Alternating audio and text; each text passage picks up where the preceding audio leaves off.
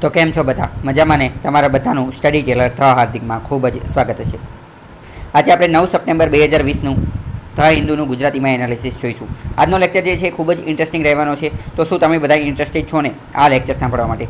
So I am the Hardik Parmar and let's start our journey towards success. આપણે ઘણા બધા મહત્ત્વના આર્ટિકલ ચેક કરવાના છે, જેમ કે PLA ફાયર્સ શોર્ટ ઇન ચાઇનાની આર્મી જે છે એના દ્વારા હવામાં ગોળીબાર કરવામાં આવેલો, તો એવું ભારતે કીધું છે। ડિજિટલ ડિવાઇડ જોવા મળેલો છે, તો એ શું છે? ફાયરિંગ એટ LACમાં જે ફાયરિંગ થયું છે, તો એમાં જયશંકરનું શું કહેવાનું થાય છે? પછી આ ઓડિશાની અને યુનિયન મિનિસ્ટરની આજે મુદ્દો જે છે શ્રમિક સ્પેશિયલ એના વિશે વાત કરવાની છે। SC2 સેન્ટર સુપ્રીમ કોર્ટે જે કેન્દ્રને અમુક આદેશ આપેલા છે એના વિશે વાત કરવાની। ન્યુટ્રિશને પોષણ માટેની જે ગાઈડલાઇન નિયમો જે છે એ તાત્કાલિક હવે રજૂ કરવાના છે, તો એના વિશે વાત કરીશું। રશિયા અને એન્વાયરમેન્ટ ઇઝ કોન્ફ્લિક્ટ વિશે વાત કરવાની છે। વર્લ્ડ લિસનિંગ ટુ ઇન્ડિયા મોર, વિશ્વ જે છે એ ભારતનું વધારે સાંભળી રહ્યું છે, પ્રધાનમંત્રી એવું કહે છે, એના વિશે વાત કરીશું। 40% ચિલ્ડ્રન નોટ ફુલી વેક્સિનેટેડ, NSOનો રિપોર્ટ જે છે એના વિશે વાત કરવાની છે। ગ્લોબલ ઇકોનોમી ટુ કોન્ટ્રાક્ટ, વિશ્વની જે GDP જે છે એમાં ઘટાડો થવાનો છે, પરંતુ ચાઇનાની અંદર વધારો જોવા મળશે, તો એ બધી વસ્તુ આપણે જોઈશું। તો હવે વન બાય વન બધી ડિટેલમાં ચર્ચા કરીએ।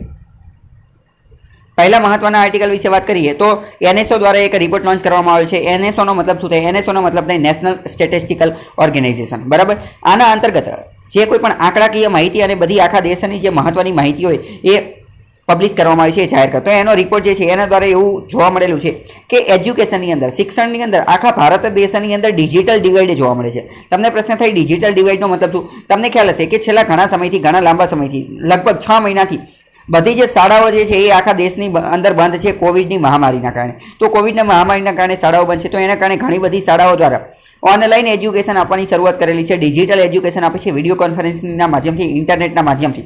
પરંતુ આના કારણે ડિજિટલ ડિવાઇડ જોવા મળેલી છે, કારણ કે અમુક લોકો એવા છે કે જેની પાસે મોબાઈલ, ઇન્ટરનેટ, ફોન, ટેબ્લેટ આવી કંઈ વસ્તુ છે જ નહીં, તો એને તો એજ્યુકેશન મળતું જ નથી, કારણ કે એની પાસે તો આવી કંઈ વસ્તુ છે નહીં, તો એ આ ભણવાનું નહીં બધું કઈ રીતે કરે, બરાબર। તો અમુક એવા લોકો છે કે જેની પાસે ટેકનોલોજીનો ઉપયોગ છે અને અમુક એવા લોકો છે કે જેની પાસે ટેકનોલોજીનો એક્સેસ નથી, તો એ જે ડિવાઇડ જે છે એને ડિજિટલ ડિવાઇડ કહેવા મળે છે। આ એક રીતની અનઇક્વાલિટી છે કે અસમાનતા જોવા મળે છે ભારતના, અને આ જે ડિજિટલ ડિવાઇડ જે છે અમીર લોકો અને ગરીબ લોકો વચ્ચે જોવા મળે છે, શહેરના લોકો અને ગામડાના લોકો વચ્ચે જોવા મળે છે, કારણ કે શહેરની અંદર ઇન્ટરનેટની સારી સુવિધા ઉપલબ્ધ હોય છે, ગામડામાં હોતી નથી। તો આ એક રીતે ઇનઇક્વાલિટી, અસમાનતા જોવા મળે છે, જે ડિજિટલ ડિવાઇડ જે છે એ ક્રિએટ કરે છે। ડિજિટલ ડિવાઇડની વાત કરવાની છે, તો હવે અહીંયા એક ઉદાહરણ દ્વારા સમજવામાં આવેલું છે કે હિમાચલ પ્રદેશની અંદર 70% ઇન્ટરનેટ પેનિટ્રેશન છે। પેનિટ્રેશનનો મતલબ થાય પ્રવેશ, એટલે કે 70% લોકો પાસે ઇન્ટરનેટનો એક્સેસ છે, અને એની કોન્ટ્રાસ્ટ, એની વિરુદ્ધની અંદર જોઈએ તો ઓડિશાની અંદર માત્ર 6% લોકો જેવા છે કે જેની પાસે ઇન્ટરનેટની ફેસિલિટી છે। તો હિમાચલની અંદર લોકો ફટાફટ આ ઇન્ટરનેટના માધ્યમથી ઓનલાઈન ક્લાસને, ઝૂમ ક્લાસીસને, વિડીયો કોન્ફરન્સિંગના માધ્યમથી એજ્યુકેશન લઈ શકે છે, જ્યારે ઓડિશામાં લઈ શકતા નથી। તો આ એક કોન્ટ્રાસ્ટ, વિરોધાભાસ છે। આ રિસન્ટ રિપોર્ટ અત્યારે આ NSO નેશનલ સ્ટેટિસ્ટિકલ ઓર્ગેનાઇઝેશને આ રિપોર્ટ લોન્ચ કરેલો છે। પ્રશ્ન પૂછે છે કોણે? તો આ નેશનલ સ્ટેટિસ્ટિકલ ઓર્ગેનાઇઝેશને આ રિપોર્ટ લોન્ચ, આ NSO જે છે કયા મંત્રાલય અંતર્ગત કામ કરે છે એ પણ ખબર હોય છે। આ મોસ્પી અંતર્ગત કામ કરે છે। મોસ્પી શું છે? Ministry of statistical and programme implementation, એ મંત્રાલયનું નામ છે। સ્ટાર્ક, ડિજિટલ ડિવાઇડ, આ રાજ્ય વચ્ચે, શહેર અને ગામ વચ્ચે, અને ઇન્કમ ગ્રુપ્સ, અલગ અલગ ઇન્કમ આવક ધરાવતા લોકો વચ્ચે ડિજિટલ ડિવાઇડ જોવા મળે છે, અમીર, ગરીબ, શહેર, ગામડું આ બધા વચ્ચે જોવા મળે છે। NSOનો આ 75મો રાઉન્ડ હતો, જુલાઈ 2017થી આ લોન્ચ કરવાની શરૂઆત કરેલી છે। રિપોર્ટની અંદર શું આવેલું છે એ જોઈએ તો only 1 in 10 household have a computer, 10માંથી માત્ર, ભારતની અંદર વાત કરીએ તો 10માંથી આખા ભારત દેશની અંદર 10માંથી માત્ર એક જ વ્યક્તિ એવો છે કે જેની પાસે કોમ્પ્યુટર છે। કોમ્પ્યુટરની અંદર ડેસ્કટોપ, લેપટોપ અથવા ટેબ્લેટની ગણતરી કરવામાં આવે છે, મોબાઈલની વાત થતી નથી, બરાબર। એક જ 10માંથી એક એવો વ્યક્તિ છે કે જેની પાસે કોમ્પ્યુટર અથવા લેપટોપ છે, એટલે 1/10 નો રેશિયો આવે છે, 10માંથી એક। મોબાઈલ નેટવર્કની વાત કરીએ તો internet enabled homes are located in સિટીની અંદર ઘણા બધા લોકો પાસે ઇન્ટરનેટ અને મોબાઈલની આવી બધી વસ્તુ હોય છે, ઇન્ટરનેટનો એક્સેસ ગામડામાં હોતો નથી, બરાબર। ગામડાની અંદર પણ માત્ર 15% લોકો પાસે તે ઇન્ટરનેટ સાથે જોડાયેલા હોય છે, જ્યારે શહેરની વાત કરીએ તો શહેરની અંદર પણ માત્ર 42% લોકો તે ઇન્ટરનેટ પહોંચી શકે છે, ઇન્ટરનેટની નો લાભ મેળવી શકે છે। અને તમને ખ્યાલ હશે કે બીજું, આપણે અહીંયા ભારત દેશની અંદર ઇન્ટરનેટની સ્પીડ પણ એક બહુ મોટો ઇસ્યુ છે, કારણ કે 4G કહી દે પરંતુ 4Gની સ્પીડ આપતા નથી, બરાબર। સ્પીડ તો જોઈએ તો બફરિંગ એવું બધું થતું હોય, તો એનું પણ એક સમાધાન કરવાની જરૂર છે। ધ નેશનલ કેપિટલ હેઝ, દિલ્હીની વાત કરીએ તો આપણું જે કેપિટલ જે છે રાજધાની, ત્યાં સૌથી વધુ ઇન્ટરનેટ એક્સેસ જોવા મળે છે, 55% લોકો, ઘરના 55% લોકો પાસે એ એક્સેસ છે। એની પછી વાત કરીએ તો હિમાચલ પ્રદેશ, કેરળ, આ બધા એવા રાજ્યો છે કે જ્યાં અડધા આખા રાજ્યની જેટલી વસ્તુ એમાંથી અડધા ઘર પાસે ઇન્ટરનેટનો એક્સેસ છે, બરાબર. એટલે કે દિલ્હી સૌથી ઉપર છે, પછી હિમાચલ પ્રદેશ ને કેરળ આ બધા એવા છે કે જ્યાં ઇન્ટરનેટનો એક્સેસ છે. બાકી ઓડિશા અને બીજા અમુક રાજ્યો જે છે અહીંયા ઇન્ટરનેટનો એક્સેસ જોવા મળતા નથી. ઓડિશાની વાત કરીએ તો અહીંયા 10માંથી માત્ર એક જ ઘર એવું છે કે 10માંથી માત્ર એક જ જણ પાસે ઇન્ટરનેટ અવેલેબલ છે, આવા પછાત વિસ્તારની અંદર અથવા ગામડાવાળા વિસ્તારની અંદર. તો આ જે ગ્રાફિક જે છે અહીંયા પણ તમે જોઈ શકો છો કે કેરળને આ બધી જગ્યાએ એટલું બધું ઇન્ટરનેટ પેનિટ્રેશન જોવા મળતું નથી. બીજા પણ 10 એવા રાજ્યો છે કે જ્યાં 20% કરતાં પણ ઓછો ઇન્ટરનેટનો ઉપયોગ થાય છે. કર્ણાટક અને તમિલનાડુ. કર્ણાટક અને તમિલનાડુ કે જે સોફ્ટવેરના હબ ગણવામાં આવે છે, અહીંયા એવી જગ્યાએ પણ 20% કરતાં ઓછી ઇન્ટરનેટ પેનિટ્રેશન જોવા મળે છે. એવા 10 રાજ્ય છે. બિગેસ્ટ ડિવાઇડ, સૌથી મોટી ડિવાઇડ ઇકોનોમિક સ્ટેટસ. કારણ કે ઘણા બધા લોકો એવા હોય છે કે જેમની આર્થિક પરિસ્થિતિ સારી હોતી નથી, તો પછી એમને આવા સાધનો પરવડી શકતા નથી. હવે જે લોકોને ખાવાનું જ માંડ મળતું હોય તો પછી એ મોબાઈલનો રિચાર્જ અથવા મોબાઈલ આ બધી વસ્તુ તો એમની માટે ખૂબ દૂરની વસ્તુ છે. એ પહેલાં ખાવાનું કરશે, પહેલાં મોબાઈલ ખરીદવાની વસ્તુ નહીં કરે. NSOએ આ ડિવાઇડિંગ, આ જે ભારત દેશની અંદર જેટલી વસ્તી જે છે એમને 5 ઇન્કમ ગ્રુપની અંદર, 5 સમાન ઇન્કમ ગ્રુપની અંદર વિભાજિત કરેલા છે. યુઝ્યુઅલી એમની જે માસિક પર કેપિટા ઇન્કમ કેટલી છે, ખર્ચ કેટલો છે એના આધારે. આસામની અંદર સૌથી વધુ ઇનઇક્વાલિટી, અસમાનતા જોવા મળે છે. 80% શહેરની અંદર જે રિચેસ્ટ લોકો, શહેરની અંદર 80% જેટલા અમીર લોકો પાસે ઇન્ટરનેટનો એક્સેસ છે, જ્યારે ગામડાની અંદર 94% લોકો પાસે, ગરીબ લોકો જે છે એમની પાસે ઇન્ટરનેટનો એક્સેસ નથી. કેન્દ્ર દ્વારા સ્ટેટ એજ્યુકેશન ડિપાર્ટમેન્ટને એવું કહેવામાં આવેલું છે કે તમે એક મેપ બનાવો. કેવો મેપ બનાવો? તો કે ઓનલાઈન એક્સેસ, કેટલા લોકો પાસે ઓનલાઈન એક્સેસ છે ઇન્ટરનેટનો એનો એક મેપ બનાવો. એવું કેન્દ્ર સરકારે ગાઈડલાઈન જારી કરેલી છે. 20% ભારતીય લોકો જે છે 5 વર્ષથી નીચેના, એમની પાસે બેઝિક માત્ર 20% જે 5 વર્ષથી નાના બાળકો હોય તો એમાંથી 20% જેવા લોકો છે કે જેની પાસે ડિજિટલ લિટરસી છે. હવે જો લિટરસી એટલે કે સાક્ષરતા હોવી પણ ખૂબ જરૂરી છે. પહેલી વસ્તુ તો આપણે જોઈ લીધી કે લોકો પાસે પૈસા નથી એટલે આ વસ્તુ ખરીદતા નથી, અને બીજું એક કારણ એ છે કે લોકો પાસે લિટરસી એટલે સાક્ષરતા નથી. એનો મતલબ શું કે મોબાઈલને, આ ડિજિટલ વસ્તુને, ઇન્ટરનેટને એ બધું ચલાવતા પણ આવડતું જોઈએ. તો એ ચલાવવા માટેનું જ્ઞાન, એની માટેનો અભ્યાસ નહીં પણ હોવું જોઈએ. તો 5 વર્ષથી નીચેના બાળકો જોઈએ, એટલે 5 વર્ષથી નીચેના, તો 20% લોકો પાસે તે ડિજિટલ લિટરસી છે, બીજા પાસે નથી. અને 15 થી 30 વર્ષની અંદર વાત કરીએ તો 40% જેવા લોકો છે કે જેને ઇન્ટરનેટને એ બધું ચલાવતા આવડે છે, બરાબર. હાઈસ્કૂલ અને કોલેજના વિદ્યાર્થીઓની વાત કરીએ તો 40% જેવા લોકો છે કે જેને આ બધું ચલાવતા આવડે છે, બરાબર. હવે અહીંયા ડિજિટલ લિટરસી એટલે બધી વસ્તુ આવડવી જોઈએ. એવું નથી કે ખાલી વોટ્સએપ ચલાવતા આવડે છે, ફેસબુક આવડે છે, ઇન્સ્ટાગ્રામ આવડે એટલે એનામાં ડિજિટલ લિટરસી આવી ગઈ, એવું થાય ને. ઇન્ટરનેટની બધી વસ્તુ આવડતી હોવી જોઈએ. Concern remain. હવે અહીંયા મહત્વની ચિંતા શું છે? મહત્વની ચિંતા છે લિટરસી. પહેલા તો સાક્ષરતા હશે તો ડિજિટલ સાક્ષરતા આવી શકશે. ડિજિટલ લિટરસી તો બીજા નંબરનો પોઈન્ટ છે. પહેલા નંબરનો મૂળભૂત બેઝિક શું છે? બેઝિક વસ્તુ તો એ છે કે લિટરસી, પહેલા સાક્ષરતા હોવી જોઈએ, લખતા વાંચતા, નંબર, સરવાળો, બાદબાકી એ બધું આવડતું હોવું જોઈએ. સપ્ટેમ્બર 8 જે છે આપણે એને ઇન્ટરનેશનલ લિટરસી ડે, સાક્ષરતા દિવસ તરીકે ઉજવીએ છીએ. 1 in 5, 5માંથી માત્ર એક જ સ્ટુડન્ટ, એક જ વિદ્યાર્થી ભારતની અંદર એવો હોય છે 7 વર્ષથી નીચેનો કે જે લખી નથી શકતો અને વાંચી નથી શકતો. કોઈ પણ એક ભાષા પણ લખી નથી શકતો અને વાંચી નથી શકતો. 1 in 5 Indian above 7 years still can not. 5માંથી એક વ્યક્તિ એવો હોય છે કે જે વાંચી શકતો નથી, એટલે કે હજી આપણે ઘણા પાછળ છીએ. તો છેલ્લા દાયકાની અંદર જોઈએ તો લિટરસી રેટ, સાક્ષરતા દર જે છે એમાં વધારો થયો છે. 71%થી વધી અને 77% થયો છે. મતલબ કે આપણે થોડું આગળ કાર્ય કરેલું છે. અને આ જે વધારો થયો છે સાક્ષરતાની અંદર, એ સૌથી વધુ વધારો ગામડાની મહિલાઓની અંદર નોંધાયેલો છે. આંધ્રપ્રદેશ જે છે એની અંદર સૌથી ઓછો લિટરસી રેટ એટલે કે સાક્ષરતા દર છે. સાક્ષરતા દરની વાત કરવામાં આવે તો સૌથી વધુ પણ દક્ષિણ ભારતની અંદર છે અને સૌથી ઓછો પણ દક્ષિણ ભારતની અંદર. સૌથી ઓછો કયા રાજ્યમાં? તો આંધ્રપ્રદેશની અંદર 66% છે. સૌથી વધુ તો કેરળની અંદર છે, બરાબર. આ છત્તીસગઢની અંદર પણ ઓછો છે, ઝારખંડમાં પણ ઓછો છે. આ બધા એક રીતે ઓછી સાક્ષરતા ધરાવતા રાજ્ય છે, બરાબર. તો આ બધા વિશે તમને ખબર હોવી જોઈએ. કેરળની અંદર 96% જેટલો સાક્ષરતાનો દર છે. બીજા નંબરે કોણ છે? બીજા નંબરે દિલ્હી છે, પછી ઉત્તરાખંડ છે અને હિમાચલ પ્રદેશ છે. મતલબ કે આ બધા એવા રાજ્યો છે કે જે ભણેલા ગણેલા હોય, ત્યાં લોકોને કંઈક ખબર પડતી હોય. તો ડિજિટલ ડિવાઇડ જોવા મળે છે. 2019ની અંદર કેરળ હાઈકોર્ટે Fahima Sirin versus state of Kerala, આ જે એક કેસ હતો જેમાં ફાહિમા સિરીન જે છે એ નામની એક છોકરી હોસ્ટેલની અંદર અથવા સ્કૂલની અંદર હતી, તો એમને ઇન્ટરનેટ વાપરવા દેવામાં નહોતું આવતું. એમને એવું કહેવામાં આવતું હતું કે તમે આ સમયગાળા દરમિયાન તે ઇન્ટરનેટ વાપરી શકશો, આ સમય પછી તમે ઇન્ટરનેટ નહીં વાપરી શકો. તો ફાહિમા સિરીનને મજા ન આવી અને એણે કોર્ટની અંદર કેસ કરી દીધો અને કેસ કરી અને એવું કીધું કે ઇન્ટરનેટ તો એક રીતે મૂળભૂત અધિકાર છે, ઇન્ટરનેટ વાપરવાથી કઈ રીતે અમને અટકાવી શકાય. તો ત્યારે પછી કેરળની હાઈકોર્ટે એવો ચુકાદો આપ્યો કે ફંડામેન્ટલ રાઇટ મૂળભૂત અધિકાર જે 21 નંબરની કલમ જે છે કે જેમાં રાઇટ ટુ એજ્યુકેશન પણ આવેલું છે અને 21 નંબરની કલમમાં right to live life with dignity ગૌરવપૂર્ણ જીવન જીવવાનો અધિકાર જે છે તો એના અંતર્ગત ઇન્ટરનેટ એક્સેસ એટલે કે ઇન્ટરનેટનો ઉપયોગ કરવો એ પણ મૂળભૂત અધિકાર છે. એવું કોણે કીધું? કેરળ હાઈકોર્ટે. ક્યારે? ફાહિમા સિરીન વર્સિસ સ્ટેટ ઓફ કેરળની અંદર. બરાબર. એટલે કે એક રીતે કોઈ તમને એમ કે ઇન્ટરનેટનો ઉપયોગ કરવો એ ફંડામેન્ટલ રાઇટ છે, તો હા સાચી વાત છે. કયા આર્ટિકલ અંતર્ગત? 21 નંબરની કલમ અંતર્ગત. હાઈકોર્ટે પણ કીધેલું અને સુપ્રીમ કોર્ટે પણ પોતાના એક ચુકાદામાં કીધેલું છે. Informative society unique access unequal access, જો ઇન્ટરનેટનો અસમાન એક્સેસ હશે તો એના કારણે દેશની અંદર સોશિયો ઇકોનોમિક એક્સક્લુઝન આનો અભાવ થશે. બરાબર. સામાજિક અને આર્થિક રીતે લોકોની અંદર જે ઇનઇક્વાલિટી અસમાનતા જે છે એ વધશે જો આપણે આવું કરીશું તો. પછી why should the right to internet access be fundamental right. આજે ઇન્ટરનેટ વાપરવાનો અધિકાર જે છે એને ફંડામેન્ટલ રાઇટ શા માટે રાખવો જોઈએ? તો એના વિશે થોડાક આર્ગ્યુમેન્ટ આપેલા છે. ઇનઇક્વાલિટી અસમાનતા જે છે એના કારણે તે જ્યારે અસમાનતા ક્રિએટ થાય છે ત્યારે તે સામાજિક ન્યાય અને ડેવલપમેન્ટને એ બધું અટકી જાય છે. એટલે પહેલાં અસમાનતા ઘટાડવી જોઈએ અને સમાનતા લાવવાની કોશિશ કરવી જોઈએ. તો અસમાનતા ઘટાડવા માટે આપણા બંધારણની અંદર 39 નંબરની કલમમાં પણ કીધેલું છે કે સરકાર અસમાનતા ઘટાડવાની કોશિશ કરશે. 39 નંબરની કલમ એ ડીપીએસપીની અંદર આવે છે, directive principles of state policy, જેને ગુજરાતીમાં કહેવાય રાજ્ય નીતિના માર્ગદર્શક સિદ્ધાંતો. બરાબર. ઇન્ટરનેટ એક્સેસ કરાવવામાં અમુક પ્રકારની ચેલેન્જ પણ રહેલી છે. કઈ કઈ પ્રકારની ચેલેન્જ? તો કે ઘણા બધા લોકો માટે માહિતી હોતી નથી, information poverty, lack of infrastructure, એ પ્રકારનું ઇન્ફ્રાસ્ટ્રક્ચર, ટાવર ને મોબાઈલ ટાવર ને એ બધું હોતું નથી, મોબાઈલ હોતા નથી, ઇન્ફ્રાસ્ટ્રક્ચર હોતી નથી. લોકો પાસે ડિજિટલ સાક્ષરતા લિટરસી હોતી નથી. કદાચ કોઈકને મોબાઈલ દઈ દેવી પણ એમ કે મને તો આમાં કંઈ ખબર જ પડતી નથી, મને પહેલાં આ શીખડાવો. બરાબર.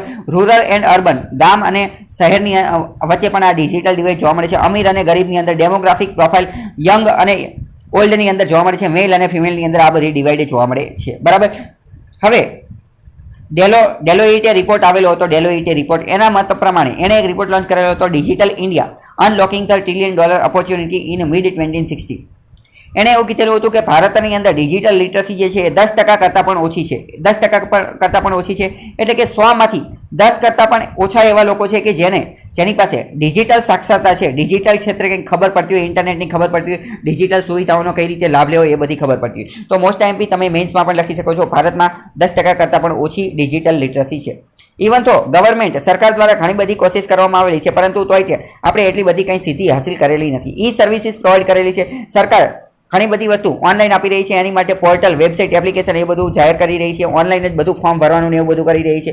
ગામડાની અંદર પણ બધી સુવિધાઓ ઓનલાઈન મળી શકે એની માટે CSCની સ્થાપના કરેલી છે, કોમન સર્વિસ સેન્ટર, પરંતુ એનું જોઈએ એટલું રિઝલ્ટ મળેલું નથી.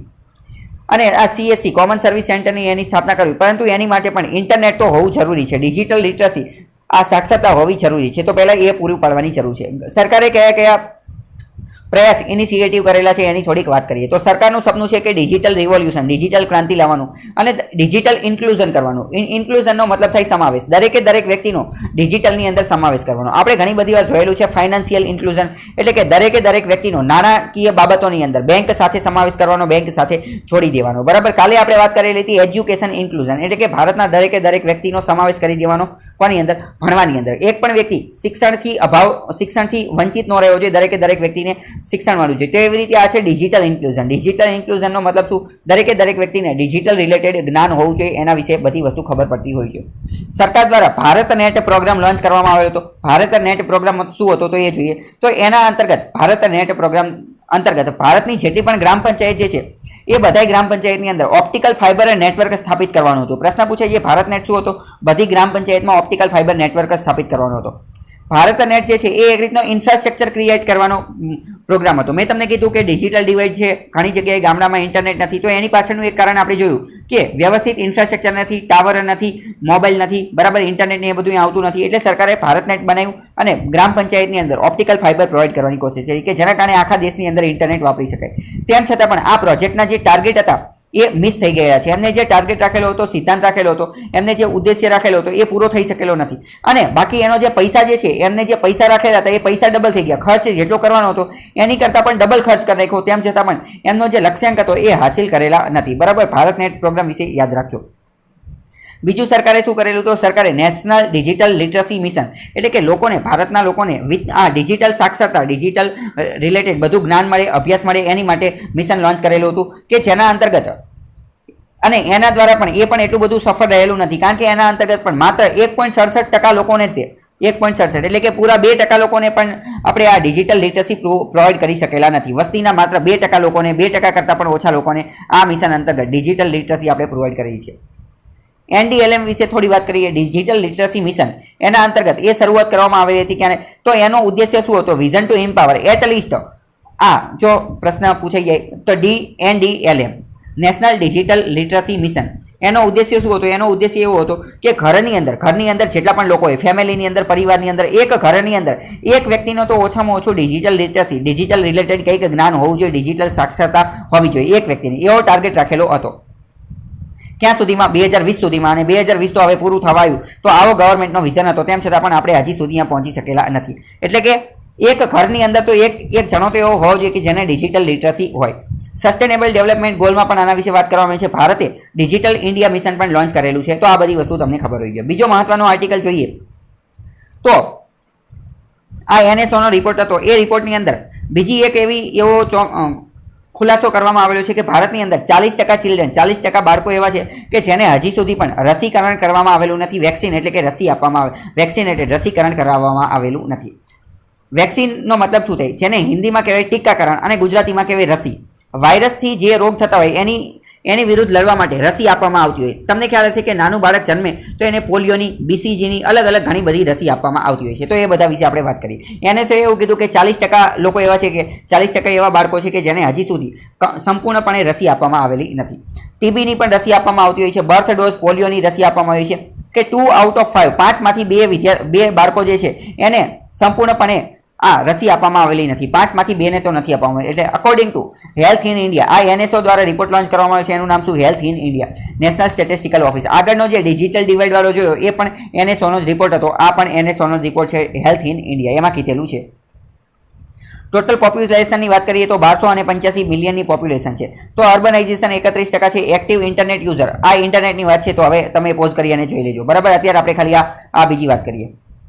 હવે જો ઘણી બધી રસી આપવામાં આવતી હોય છે, BCGની, પોલિયોની, OPV એટલે કે ઓરલ મોઢા દ્વારા જે આપવામાં આવતી હોય. મિઝલ્સની પણ રસી આપવામાં આવે છે, બરાબર. તો ઘણા બધા લોકોને મળતી નથી એવું કહેવામાં આવે છે.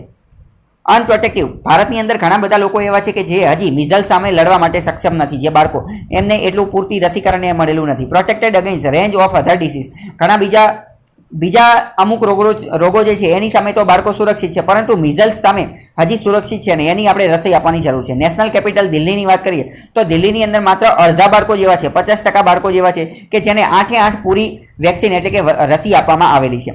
રિપોર્ટ જે છે એ આ 75મો રાઉન્ડ હતો NSOનો, નેશનલ સેમ્પલ સર્વે, એના અંતર્ગત આ કહેવામાં આવેલું છે.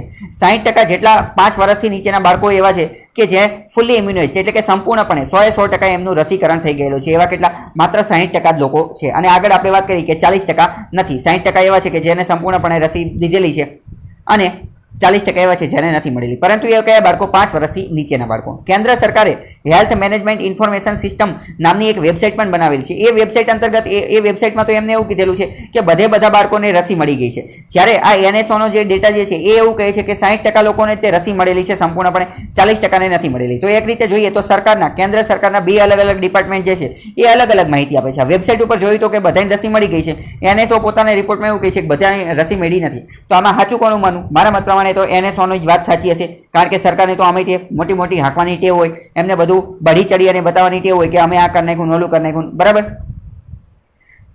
હવે આ જે રસી જે છે એની થોડીક વાત કરીએ. આ રસી જે છે એમાં 8 અલગ પ્રકારના ડોઝ આપવામાં આવે. 8 પ્રકારના રોગ સામે લડી શકે એની માટે રસી આપવામાં આવી છે. એને ફૂલ ઇમ્યુનાઇઝેશન કહેવાય. અત્યારે આપણે જોયું કે ફૂલ ઇમ્યુનાઇઝેશન એટલે કે સંપૂર્ણપણે કે 60% બાળકો એવા છે 5 વર્ષથી નીચેના કે જેને સંપૂર્ણપણે રસીકરણ થયેલું છે. તો સંપૂર્ણપણે રસીકરણ એને એ ખબર કેમ પડે? 100% બાળકને 100% રસી મળી ગઈ કેમ ખબર પડે? તો કે 8 રસી એને મળી ગઈ હોય, 8 રસીના ડોઝ મળી ગયા હોય તો સમજવાનું કે 100% રસીકરણ થઈ ગયેલું. તો 8 vaccine dose in first year of life. બાળકનો જન્મ થાય એના 1 વર્ષની અંદર એને 8 રસી મળી જવી જોઈએ. જો 8 રસી મળી જાય તો એ સંપૂર્ણપણે એનું રસીકરણ થઈ ગયું. 97% બાળકો જે છે ભારત દેશની અંદર એમને માત્ર એક જ રસી મળે છે, મોસ્ટલી બીસીજી. જ્યારે જન્મ થાય ત્યારે એમને ખાલી એક જ બીસીજીની રસી આપવામાં આવે, બાકી બીજી કોઈ રસી આપવામાં આવતી નથી 97% બાળકોને. 67% બાળકો એવા છે કે જે મિઝલ્સ સામે પ્રોટેક્ટેડ, 67% એવા છે, માત્ર 67% બાળકો જેવા છે કે મિઝલ્સ નામના રોગ સામે સુરક્ષિત છે, બીજા બધા સુરક્ષિત છે નહીં. અમુક states which are recorded the highest, સૌથી વધુ રસીકરણ કયા રાજ્યએ કરેલું છે, એટલે કે રસીકરણની બાબતમાં સૌથી આગળ કયું રાજ્ય છે, તો એ છે 75%માં મણિપુર. મણિપુર જે છે એણે 75%ની અંદર રસીકરણ કાર્ય કરી નાખેલું છે, એટલે કે સ્વાસ્થ્યની બાબતમાં આગળ છે. આંધ્રપ્રદેશ પણ 73%, મિઝોરમ પણ, આ બધા દેશ આગળ છે. જ્યારે બીજી વાત કરીએ, નાગાલેન્ડની અંદર માત્ર બાળકોની અંદર 12% જેટલું તે રસીકરણ થયેલું છે. પુડુચેરીમાં 34% તે, ત્રિપુરામાં 40% તે. તો આ સારી વસ્તુ નથી. મણિપુર અને નાગાલેન્ડ આ બે યાદ રાખજો. મણિપુરમાં સૌથી વધુ રસીકરણ, નાગાલેન્ડમાં સૌથી ઓછું રસીકરણ. વેક્સિનેશન, રસીકરણનું ભારતની અંદર સ્ટેટસની વાત કરીએ તો ભારત જે છે એ તમને ખ્યાલ હશે કે દવાઓને એ બધું બનાવવામાં સૌથી વધુ આગળ છે. તો એવી જ રીતે વેક્સિન બનાવવા, રસી બનાવવાની અંદર પણ ભારત સૌથી વધુ આગળ છે. ભારત સૌથી મોટો પ્રોડ્યુસર છે અને કોન્ટ્રીબ્યુટર. વિદેશની અંદર પણ ભારત આવી બધી રસી વેચતો હોય છે. અને ભારત દેશની અંદર તે જ્યારે આપણે આ રીતનો ડિવાઈડ, આ રીતની ઇનઇક્વાલિટી, આ રીતની અસમાનતા જોવી કે ભારતના લોકો તે 40% બાળકો એવા છે કે જેને હજી રસી નથી મળેલી, તો એક રીતે સારી વસ્તુ કહેવાય નહીં. તો પહેલાં તો સરકારે વિદેશમાં મોકલવાનું એ બધું કરી અને દૂર કરી અને પહેલાં ભારતની અંદર બધી વસ્તુ પૂરી પાડવી જોઈએ. India is also added, Bharat દ્વારા એક પ્રોગ્રામ લોન્ચ કરવામાં આવેલો હતો 1985ની અંદર. કયો પ્રોગ્રામ? યુઆઈપી એટલે કે યુનિવર્સલ ઇમ્યુનાઇઝેશન પ્રોગ્રામ. યુનિવર્સલ એટલે કે સાર્વત્રિક, બધા બાળકોને, બધા જ બાળકોને રસીકરણ થઈ જવું જોઈએ. 8 રસી એમને મળી જવી જોઈએ. તો આ 8માંથી 6 રસી જે છે એ તો ભારત સરકારે આ યુઆઈપી પ્રોગ્રામની અંદર લોન્ચ કરેલી છે. જો એ પણ યાદ રાખવાનું છે કે સરકાર તો પોતાના તરફથી કોશિશ કરી જ રહી છે, પરંતુ એના ઇમ્પ્લિમેન્ટેશનની અંદર અમુક પ્રકારની ખામી છે. ઘણી બધી વાર એવું પણ થતું હોય કે વાલી અથવા બાળકો આ જે માતા પિતા જે છે એ જ તે રસી આપવા નથી માંગતા હોતા. એમને એવું હોય છે કે રસીની અંદર કંઈક બીજું મેળવેલું હશે, કારણ કે એમની પાસે એટલું સાક્ષરતા હોતું નથી. તો એમને એમ લાગે કે આનેથી કંઈક બીજો રોગ થઈ જશે ને એવું બધું. બરાબર. તો યુઆઈપી, યુનિવર્સલ ઇમ્યુનાઇઝેશન પ્રોગ્રામ, રસીકરણ માટે 1985માં બધા લોકોને રસી મળી જાય એની માટે સરકારે લોન્ચ કરેલો હતો. પ્રિવેન્ટ મોર્ટાલિટી એન્ડ મોર્બિલિટી એટલે કે બાળકોની અંદર રોગનું પ્રમાણ ઘટે એની માટે પ્રેગ્નન્ટ વુમનને પણ 12 જેટલા રોગો સામે લડવા માટે આ 6 જેટલી રસી આપવામાં આવતી હતી. તો આ તમને ખબર હોય છે. યુઆઈપી પ્રોગ્રામ 1985ની અંદર, યુઆઈપી પ્રોગ્રામ અંતર્ગત મફતમાં રસી આપવામાં આવતી હતી અને 12 જેટલા રોગો સામે એ આપણું રક્ષણ કરતી હતી. આ જે કયા રોગ હતા એની વાત કરીએ તો કે TB, diphtheria, pertussis, tetanus, polio, hepatitis B, pneumonia, meningitis, haemophilia, influenza B, measles, rubella, Japanese encephalitis, rotavirus, diarrhoea, આ બધા રોગ હતા કે જેના અંતર્ગત આપવામાં આવતી હતી.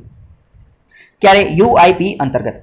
બીજી વાત કરીએ કે ભારત દેશ દ્વારા વેક્સિન સપ્લાય જે છે, વેક્સિનને આ બધા માટે આ બધી વસ્તુને ડિજિટલ પણ બનાવી દીધી છે કે જેના કારણે ટ્રાન્સપરન્સી આવી શકે અને કરપ્શન, ભ્રષ્ટાચારને એ બધું ઘટાડી શકાય. ડિજિટલ બધી વસ્તુ કરેલી છે કે વેક્સિનનો સપ્લાય કેટલો છે, કે કયા મેડિકલમાં, કઈ જગ્યાએ, કયા દવાખાનામાં, કયા સરકારી દવાખાનામાં, કયા પીએચસીમાં કેટલી દવા છે, કેટલી વેક્સિન છે એ જોઈ શકાય, ઓનલાઈન જ ચેક કરી શકાય. અને જેવી રીતે અહીંયા ઘટે તો તાત્કાલિક તે ફટાફટ અહીંયા ડિમાન્ડ કરી અને અહીંયા પહોંચાડી શકાય. અને ઇલેક્ટ્રોનિક ઇન્ટેલિજન્સ ટેકનોલોજીનો પણ સરકારે ઉપયોગ કરેલો છે. એની માટેનું નેટવર્ક બનાવેલું છે, ડેવલપ કરેલું છે. મોનિટર કે દવા ક્યાં પહોંચી, વેક્સિન ક્યાં પહોંચી એ ડાયરેક્ટ મોનિટર કરી શકાય. ઇન્ટિગ્રિટી, કોલ્ડ ચેનની ઇન્ટિગ્રિટી એ બધું પણ કરેલું છે. પરંતુ હજી સુધી તો આપણે 40% તો ઓછું જ છે. WHO શું કીધેલું છે? તો WHO એવું કહે છે, ગ્લોબલ વેક્સિનેશન પ્રોગ્રામ વિશે વાત કરેલી છે. ભારત સરકાર દ્વારા મિશન ઇન્દ્રધનુષ જે છે એ પણ લોન્ચ કરવામાં આવેલું હતું. મિશન ઇન્દ્રધનુષ શું છે? તો એ ministry of health and family welfare દ્વારા લોન્ચ કરવામાં આવ્યું હતું 25 ડિસેમ્બર 2014ના રોજ. 2009થી તે 2013 દરમિયાન ઇમ્યુનાઇઝેશન એટલે કે ટીકાકરણ અથવા રસીકરણ કવરેજ હેઝ બીન ઇન્ક્રીઝડ. 2009થી 2013ની વચ્ચે રસીકરણનું પ્રમાણ 61%થી વધી અને 65% થઈ ગયેલું છે. પરંતુ કવરેજની વાત કરીએ તો કવરેજ તો માત્ર 1% જ વધારો થયેલો છે. તો એની માટે મિશન ઇન્દ્રધનુષ લાવવામાં આવેલું હતું કે બધા લોકોને રસી મળી જવી જોઈએ. એક્સલરેટ ધ પ્રોસેસ ઓફ ઇમ્યુનાઇઝેશન, રસીકરણની જે પ્રક્રિયા જે છે એને એક્સલરેટ, એને સ્પીડમાં કરવા માટે ઇન્દ્રધનુષ લાવવામાં આવેલું હતું. અને એણે એવું નક્કી કરેલું હતું, ઇન્દ્રધનુષનો ટાર્ગેટ મોસ્ટ એમપી છે, પૂછાઈ જાય તો યાદ રાખજો. ઇન્દ્રધનુષનો મિશન ઇન્દ્રધનુષનો ટાર્ગેટ એવો હતો કે 2020 સુધીમાં બધા જ બાળકોને ફૂલ કવરેજ, સંપૂર્ણપણે રસી મળી જવી જોઈએ. બરાબર. પરંતુ એ ટાર્ગેટ પૂરો થયો ના હતો. એ આપણને કેમ ખબર પડે? કારણ કે એની પછી મિશન ઇન્દ્રધનુષ 2.0 બીજું લોન્ચ કરેલું હતું. જો પહેલામાં જ પૂરો થઈ ગયો તો પછી બીજું લોન્ચ કરવાની જરૂર ન પડે. તો મિશન ઇન્દ્રધનુષ 2.0 એમાં શું હતું કે 2 વર્ષથી નીચેની ઉંમરના બાળકો હોય એને રસી આપવાની વાત કરવામાં આવેલી હતી અને પ્રેગ્નન્ટ વુમન એટલે પ્રેગ્નન્ટ મહિલાઓને પણ એ રસી આપવાની હતી.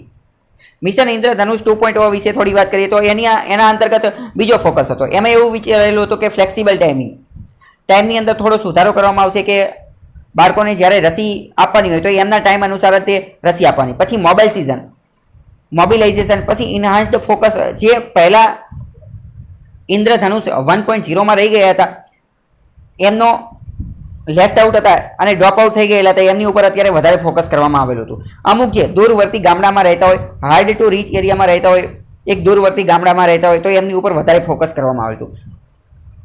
શહેર ઉપર વધારે ફોકસ કરેલું હતું. અમુક અનડિઝર્વ પોપ્યુલેશન ઉપર અને ટ્રાઇબલ એરિયા એટલે કે આદિવાસી જાતિના લોકો અહીંયા વધારે ફોકસ કરવામાં આવ્યું હતું. થોડા સમય પહેલાં વડાપ્રધાન મોદી દ્વારા ગ્લોબલ વેક્સિન સમિટમાં પણ ભાગ લેવામાં આવેલો હતો. તો ગ્લોબલ વેક્સિન સમિટ વિશે વાત કરીએ. મોદી દ્વારા ગ્લોબલ વેક્સિન સમિટ વર્ચ્યુઅલ મિટિંગમાં ભાગ લીધેલો હતો. આ જે છે એ યુનાઇટેડ કિંગડમ દ્વારા આયોજન કરવામાં આવેલું હતું. 50 દેશોએ એની અંદર ભાગ લીધો હતો. મોટા મોટા બિઝનેસ લીડરે ભાગ લીધેલો હતો. યુનાઇટેડ નેશન્સની એજન્સીએ ભાગ લીધેલો હતો.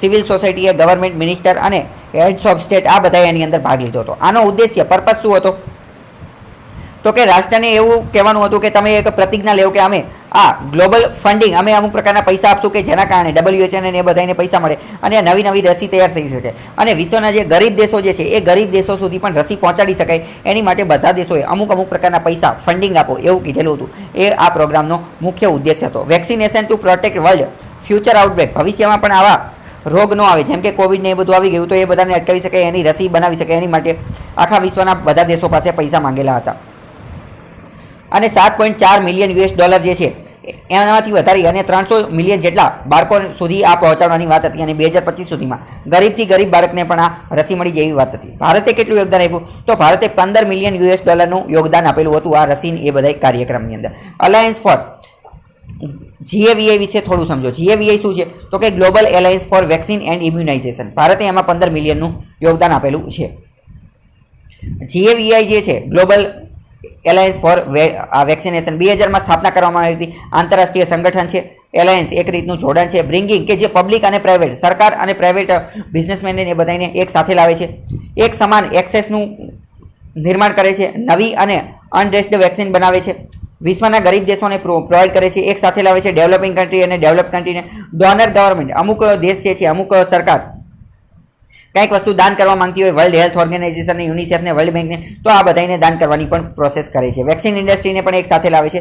GAVI એટલે કે બધાને એક સાથે જોડવાનું કાર્ય કરે છે જેના કારણે આ બધા રોગને અટકાવી શકે. Bill and Melinda Gates foundation પણ એના સભ્ય છે. પ્રાઇવેટ ફિલેન્થ્રોપીસ પણ એની અંદર હોય છે. એમની મેઇન એક્ટિવિટી, મુખ્ય કાર્ય શું છે તો કે બાળકોના જીવનને બચાવવું, પ્રોટેક્ટ, એમનું સંરક્ષણ કરવું, બાળકોના અને મોટા લોકોના હેલ્થ, સ્વાસ્થ્યનું રક્ષણ કરવું. United Nations millennium development goal જે છે એ પણ આના કારણે જ પૂરો થઈ ગયેલો હતો. પરફોર્મન્સ કાર્ય કરીને આઉટકમ, રિઝલ્ટને આ બધા ઉપર ફોકસ કરીને આ પૂરું થયેલું હતું. હવે બીજા મુખર્જીને ત્યારે એવોર્ડ મળેલો હતો 2019માં ભારત રત્ન. પછી સામાજિક કાર્યકર્તા નાનાજી દેશમુખ, સોશિયલ એક્ટિવિસ્ટ, એમને પણ આ એવોર્ડ મળેલો હતો પરંતુ એમને પોસ્ટ હ્યુમસ મળેલો હતો. પોસ્ટ હ્યુમસનો મતલબ શું થાય? મરણોપરાંત. પછી આસામના એક મ્યુઝિશિયન, સંગીતકાર હતા ભૂપેન હજારિકા, એમને પણ આ એવોર્ડ મળેલો હતો. 2019ની અંદર 3 જણાને મળ્યો હતો. પ્રણવ મુખર્જી, નાનાજી દેશમુખ અને ભૂપેન હજારિકા. ભૂપેન હજારિકાને પણ પોસ્ટ હ્યુમસ મરણોપરાંત મળેલો હતો.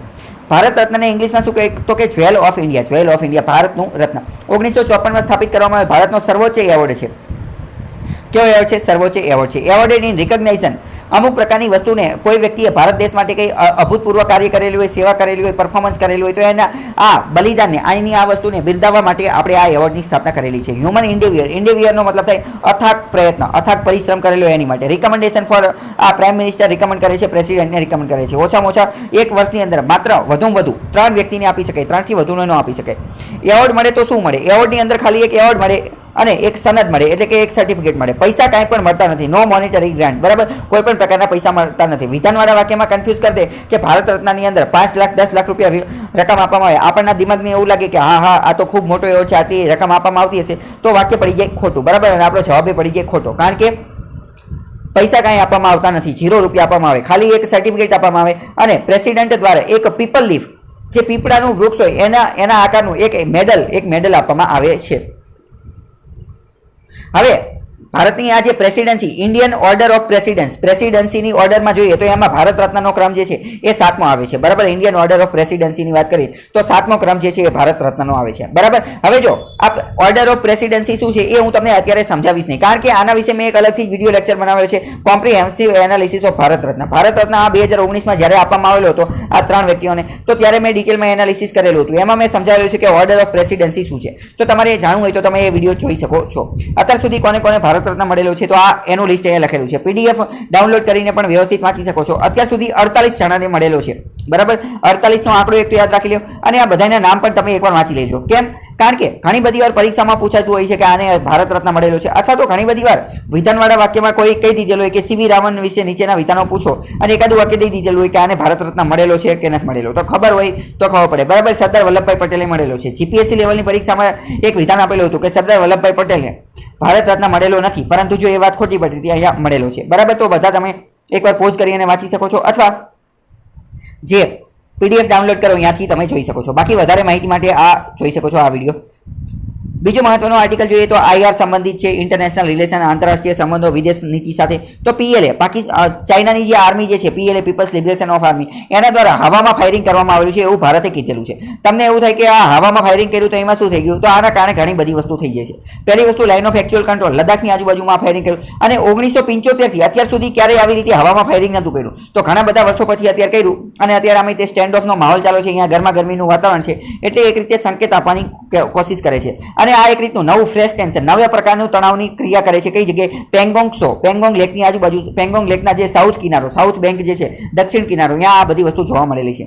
1975 થી ચાઇના દ્વારા આવી હવામાં પણ ફાયરિંગ કરવામાં આવેલું નથી. ભારત તો તૈયાર જ છે ડિસએન્ગેજમેન્ટ માટે અને ડિસએક્સેલેટિંગ માટે, પરંતુ ચાઇનાની આર્મી જે છે એ તે હા ખાતા નથી અને વારંવાર આવી બધી વસ્તુ કરે છે. અહીંયા બધી વસ્તુ તમે જોઈ શકો છો કે ફિંગર એરિયા શું છે, કોશન શું છે, ડેફ એરિયા શું છે, આપણે પહેલા ચર્ચા કરેલી છે.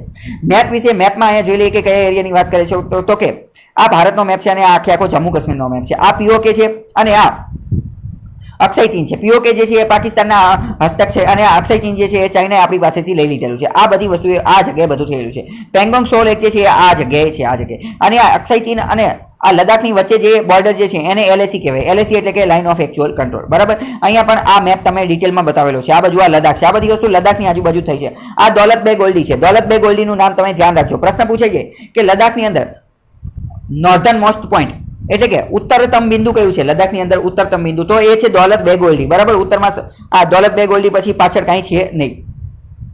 અને ભારતે થોડા સમય પહેલા આ ડીએસડીબીઓ આ રોડ પણ બનાવેલો હતો, બરાબર. દૌલત બેગ ઓલ્ડી, દાર્બુક શ્યોક દૌલત બેગ ઓલ્ડી, એ રોડ પણ ભારતે બનાવેલો હતો. અને ચાઇનાને એટલે તો મજા આવેલી નથી, કારણ કે ભારતે અહીંયા રોડ બનાવી લીધો. હવે દાર્બુક શ્યોકથી અહીંયા દાર્બુક શ્યોક આટલાકની આજુબાજુ છે, અહીંથી આપણે અહીંયા સુધીનો રોડ બનાવી દીધો. એટલે ચાઇનાને એ ડર છે કે આપણે અહીંયા દૌલત બેગ ઓલ્ડીએ પહોંચી ગયા, અને આ જે જગ્યા જે છે એ ઊંચાઈ ઉપર છે, તો ઊંચાઈનો આપણને લાભ મળે, અને કદાચ યુદ્ધ કેવું કંઈ થાય તો ભારત જો પોતાની એરફોર્સ અહીંયા તૈનાત કરી દે તો ડાયરેક્ટ તે ચાઇના ઉપર નિગરાની, સર્વેલન્સ, નિરીક્ષણ કરી શકાય છે. અને બીજું યુદ્ધ થાય તો આપણે ડાયરેક્ટ અહીંથી એટેક કરી શકીએ છીએ.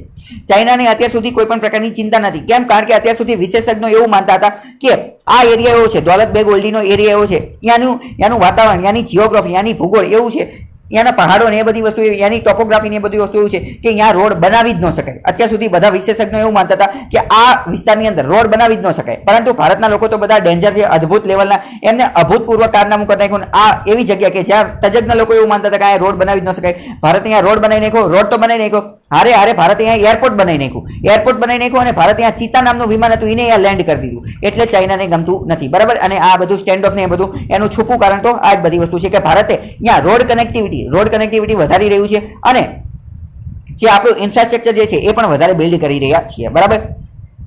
બીજો હવે આની સાથે સાથેનો એક પોઈન્ટ છે તો આપણે વાત કરી લઈએ કે જયશંકર, આપણે જયશંકર જે છે એમને કીધેલું છે કે ફાયરિંગ એટ એલએસી ક્લાઉડ, એના વિશે એમને વાંગટોક ને બધી વાત કરી રહી છે. આપણે શાંઘાઈ કોઓપરેશન SCO વિશે વાત કરીએ. શાંઘાઈ કોઓપરેશન ઓર્ગેનાઇઝેશન આ એક સિગ્નિફિકન્ટ મહત્વનું ઓર્ગેનાઇઝેશન સંગઠન છે. આનું હેડક્વાર્ટર શાંઘાઈમાં નથી, બીજિંગની અંદર છે, બરાબર. જીઓગ્રાફિક એક્સપાન્શન, આની અંદર સેન્ટ્રલ એશિયા, મધ્ય એશિયાના દેશો છે, સાઉથ એશિયાના દેશો છે, અને એશિયા પેસિફિકના દેશો છે. એશિયાની રિલેટેડ વાત કરીએ તો આ ખૂબ મોટું અને મહત્વનું ગ્રુપ છે. આની અંદર 8 સભ્યો છે. કયા કયા? તો કે Bharat, Kazakhstan, China, કિર્ગિસ્તાન, Pakistan, Russia, Tajikistan અને ઉઝબેકિસ્તાન. હવે પહેલા તો અહીંયા તમે એક વસ્તુ સમજો કે આમાં બધા જે સ્થાનવાળા દેશો જે છે, સ્થાનવાળા દેશો કે તઝાકિસ્તાન ને, કિર્ગિસ્તાન ને, તુર્કિસ્તાન ને, એ બધા સેન્ટ્રલ એશિયા એટલે કે મધ્ય એશિયાના દેશો છે જે બધા અહીંયા આવેલા છે પહેલાની વાત કરીએ તો થોડા સમય પહેલા ભૂતકાળની વાત કરીએ તો આ બધા દેશો જે છે એ પહેલા યુએસએસઆર નો ભાગ હતા. યુએસએસઆર એટલે જેને ગુજરાતીમાં કહેવાય સોવિયત યુનિયન. કોના ભાગ હતા? સોવિયત યુનિયન, સોવિયત સંઘનો ભાગ હતા. પછી સોવિયત સંઘનું 1990 ની આજુબાજુમાં વિઘટન થઈ ગયું, ડિસઇન્ટિગ્રેશન થઈ ગયું અને એમાંથી સૌથી મોટો દેશ છે બહેનો, સૌથી મોટો દેશ એ કયો બહેનો? એ બહેનો રશિયા. એટલે એક રીતે જોઈએ તો આ સ્થાનવાળા દેશો રહ્યા એ પહેલા રશિયાનો જ ભાગ હતા અને એટલે જ તો રશિયાએ અત્યારે એ બધાને એક કરી અને આ ઓર્ગેનાઇઝેશન સંગઠન બનાવેલું છે. ભારતના ભૂતકાળથી વાત કરીએ તો આ બધા સેન્ટ્રલ એશિયાના દેશો સાથે ખૂબ જ સારો સંબંધ રહેલો છે, પરંતુ છેલ્લા ભારત આઝાદ થયું પછી એમની સાથે આપણે વ્યવસ્થિત સારો સંબંધ ટકાવી શકેલા નથી. કેમ? કારણ કે આપણે એમની સાથે કનેક્ટિવિટી નથી કરી શકતા. આપણા ભારત અહીંયા છે, બરાબર, અહીંયા ભારત છે, અહીંયા કાશ્મીર છે, તો આપણું જે પીઓકે પાકિસ્તાન ઓક્યુપાઈડ કાશ્મીર એ પાકિસ્તાને લઈ લીધેલું છે, તો આપણે અહીંથી જવું કઈ રીતે? આપણે એની સાથે કનેક્ટ થઈ શકીએ એવો કોઈ રોડ માર્ગ કે એવું કંઈ છે નહીં. એટલે આપણે આ શું કહેવાય પાણી દરિયાના માર્ગે અહીંયા જવું પડે છે, જળ માર્ગે જવું પડે છે, એટલે એના કારણે આપણે એમની સાથે કનેક્ટિવિટી છે નહીં. હવે બીજી વાત કરીએ એસસીઓના બીજા 4 જે છે એ ઓબ્ઝર્વર રાજ્ય પણ છે, ઓબ્ઝર્વર દેશ પણ છે. કયા કે અફઘાનિસ્તાન, બેલારુસ, ઈરાન અને મોંગોલિયા. તો આ 4ના પણ તમારે યાદ રાખવાના છે, અફઘાનિસ્તાન, બેલારુસ, ઈરાન અને મોંગોલિયા. ભારતે 2017માં જોઈન કરેલું હતું એસસીઓને, એટલે પ્રશ્ન પૂછાઈ જાય વિધાનમાં કે ભારત એનું સ્થાપક સભ્ય છે, ફાઉન્ડર મેમ્બર, વાત પડી જાય ખોટી. ભારત અને પાકિસ્તાને 2017માં એક સાથે જોઈન કરેલું હતું. આની સિગ્નિફિકેશન, મહત્વની વાત કરીએ તો હિસ્ટોરિકલ સિગ્નિફિકેશન. મેં તમને કીધું કે આની અંદર મોટાભાગના સેન્ટ્રલ એશિયાના દેશો છે અને સેન્ટ્રલ એશિયા સાથે આપણે ઐતિહાસિક ઘણા બધા સંબંધો સ્થાપિત કરેલા છે. આપણે એમની સાથે ફ્રેન્ડલી વ્યવહાર હતો અશોકના સમયની અંદર, અને એની પહેલાની વાત કરીએ તો આપણે અફઘાનિસ્તાન સાથે ખૂબ સારા સંબંધો હતા, એની સાથે સેન્ટ્રલ એશિયાના દેશો સાથે આપણે ખૂબ સારા સંબંધ હતા. આ બધા યુએસએસમાંથી તે છૂટા પડેલા છે, બરાબર. પરંતુ આપણે અહીંયા લેક ઓફ એક્સેસિબિલિટી, આપણે અહીંયા કનેક્ટિવિટી છે ને એના કારણે આપણે રિસ્ટ્રિક્ટ થયેલા છે, પરંતુ હવે આ વધારવાની કોશિશ આપણે એમની સાથે ડિપ્લોમેટિક એસસીઓના કારણે આપણે રાજનીતિક સંબંધો પર સ્થાપિત કરી લઈએ છીએ. એ એક પ્રકારનું પ્લેટફોર્મ પૂરું પાડે છે આઈડિયા એક્સચેન્જ કરવા માટે, અદલા બદલી કરવા માટે, બરાબર, પોઝિટિવ એન્ગેજમેન્ટ લાવવા માટે. મિલિટરી ઓર્ગેનાઇઝેશન તરીકે પણ કાર્ય કરે છે. આજે એસસીઓ જે છે એસસીઓ એ જોઈન્ટ મિલિટરી એક્સરસાઇઝનું આયોજન કરે છે. કઈ જોઈન્ટ મિલિટરી એક્સરસાઇઝનું? કઈ એક્સરસાઇઝ? તો એનું નામ છે રેટ્સ. પ્રશ્ન પૂછે છે રેટ્સ શું છે? તો રેટ્સ એક પ્રકારની એક્સરસાઇઝ છે. કોની એક્સરસાઇઝ છે? તો કે એસસીઓની જોઈન્ટ મિલિટરી એક્સરસાઇઝ છે. કઈ? તો કે મિલિટરી, આર્મીના લોકો એમાં ભાગ લે છે. રેટ્સનું ફૂલ ફોર્મ પણ જાણી લો. Regional anti terrorist structure. Regional anti terrorist structure. Terrorist એટલે કે આતંકવાદ સામે લડવા માટેની આ એક્સરસાઇઝ છે. રિજિયોનલ એટલે કે સ્થાનિક લેવલની છે. ટેરરિઝમ, આતંકવાદ સામે લડવા માટેની આ એક્સરસાઇઝ છે. એસસીઓ રેટ્સ તરીકે પણ ઓળખાય છે. રેટ્સનું ફૂલ ફોર્મ અને એસસીઓને છે એ પણ તમે યાદ રાખજો. કનેક્ટિવિટી પૂરી પાડવાનું કાર્ય કરે છે એસસીઓનું જે બધા 8 દેશો જે છે, અને ઇકોનોમિક ફેક્ટર 8 દેશો વચ્ચે આર્થિક બાબતો જે છે એના વિશે પણ ડીલ થઈ શકે છે અને વેપાર માટે પણ ઘણું મહત્વનું સંગઠન છે. બીજો મહત્વનો આર્ટિકલ જોઈએ તો આ ગોલ્ડમેન નામનું એક સંસ્થા છે.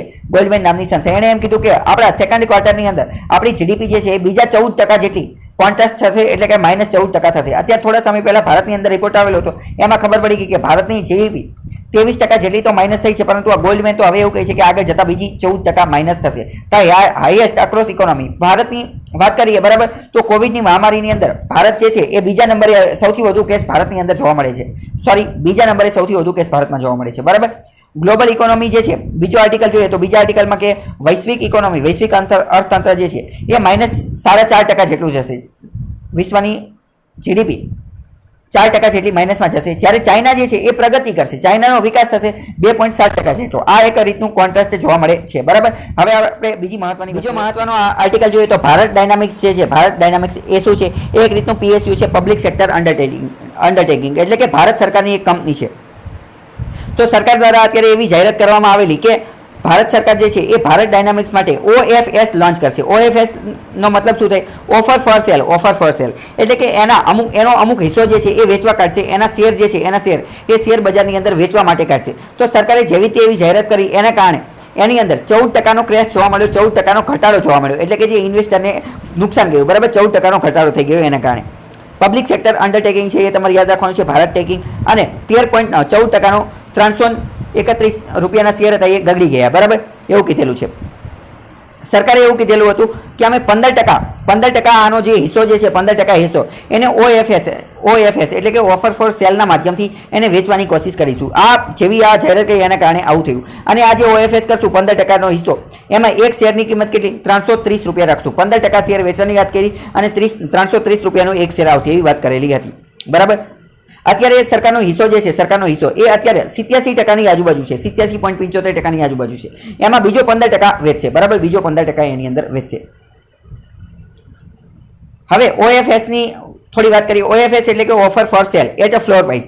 ફ્લોર પ્રાઇસ ઉપર તેને વેચવામાં આવશે. આ એક રીતની સિમ્પલ મેથડ છે. આપણે થોડા સમય પહેલા જોયેલું હતું કે જ્યારે કોઈ પણ નવી કંપની જે છે એને શેર બજારમાં લોન્ચ થવું હોય તો એને પહેલા IPO લોન્ચ કરવો પડે. IPO એટલે કે ઇનિશિયલ પબ્લિક ઓફરિંગ, બરાબર, જેના અંતર્ગત કોઈ પણ કંપની જે છે એ 10% 20% એમને જેટલી મજા આવે એટલા શેર વેચવા માટે કાઢે છે. અને કદાચ પહેલી વાર IPO લોન્ચ કરી દીધો અને પછી કંપનીને એવું લાગે કે હવે મારે બીજા વધારે શેર લોન્ચ કરવા છે તો IPO પછી એ FPO લોન્ચ કરે છે. FPO એટલે કે ફોલો ઓન પબ્લિક ઓફરિંગ. પરંતુ ઘણી બધી વાર કંપની જે છે FPO નો ઓપ્શન નથી લેતી અને FPO ની બદલે OFS લોન્ચ કરે છે. શું લોન્ચ કરે છે? OFS લોન્ચ કરવા માટે પણ પહેલા IPO લોન્ચ કરેલો હોવો જરૂરી છે. શું લોન્ચ કરે? OFS, offer for cell. તો તમને એવું થાય કે ઓફર ફોર સેલ એ શા માટે કરે છે? કારણ કે આ જે એક રીતે જુઓ તો OFS અને આ FPO એ બંને સેમ જ વસ્તુ છે, બંને એક જેવી જ વસ્તુ છે. FPO ની અંદર કાગળિયા કામને એ બધી વસ્તુ વધારે હોય છે, વહીવટી પ્રક્રિયા વધારે હોય છે, જ્યારે OFS, ઓફર ફોર સેલ ની અંદર કાગળિયા કામને એ બધી વસ્તુ હોતી નથી. એ બધું તાત્કાલિક થાય, ઝડપથી થાય એવું હોય છે. એટલે મોટાભાગની કંપનીઓ OFS લોન્ચ કરે છે અને FPO લોન્ચ કરતી નથી. તો આ તમને ખબર હોવી જોઈએ. તો આજે OFS, ઓફર ફોર સેલ જે છે એ ભારતની અંદર સૌપ્રથમ વખત સેબી દ્વારા 2012 ની અંદર લોન્ચ કરવામાં આવેલો હતો. કેમ? કારણ કે મેં તમને કીધું કે આજે કાગળિયા કામને પ્રક્રિયાને ઝડપી બનાવવા માટે આ કરવામાં આવેલું હતું. અહીંયા તમારે એ પણ યાદ રાખવું જોઈએ કે આ OFS, ઓફર ફોર સેલ જે છે એનો બીજો પણ એક મહત્વનો મુદ્દો એ છે કે જેની પાસે એ કંપનીના 10% શેર હોય, 10% કરતાં વધારે શેર હોય, એ જ તે OFSમાં ભાગ લઈ શકે છે, બીજા ન લઈ શકે. અને FPO હોય, ફોલો ઓન પબ્લિક ઓફરિંગ, તો એમાં કોઈ પણ એનો શેર ખરીદી શકે છે. Method was largely adopted. Listed company, જે કંપની લિસ્ટેડ હોય એ તે ભાગ લઈ શકે છે. મેં તમને કીધું પહેલા IPO તો લોન્ચ કરેલો જોવો જોઈએ, તો જ થઈ શકે. સ્ટેટ રન અને પ્રાઇવેટ કંપની બંને આ કરી શકે છે. ગવર્મેન્ટ સ્ટાર્ટેડ યુઝિંગ, સરકાર દ્વારા આ વસ્તુનો ઉપયોગ કરવામાં આવે છે. તો કે શેની માટે? Share holding. પબ્લિક એમની જે સરકારી કંપની જે છે એની અંદર શેર હોલ્ડિંગ ઓછી કરવા માટે, એની શેર હોલ્ડિંગ એટલે કે વેચવા માટે ટૂંકમાં. ફોલો ઓન પબ્લિક ઓફરિંગ કરતાં થોડું અલગ છે. ફોલો ઓન પબ્લિક ઓફરિંગમાં શું હોય કે where companies raise fund. Follow on public ઓફરિંગની અંદર કંપનીને પૈસા મળે છે. કઈ રીતે? તો કે ફ્રેશ શેર. તેમાં કંપની નવા શેર લોન્ચ કરે છે, અથવા તો તેમની પાસે જે શેર હોય એ વેચી નાખે છે, અથવા તો બંને કરે છે. જો FPO ની અંદર શું હોય?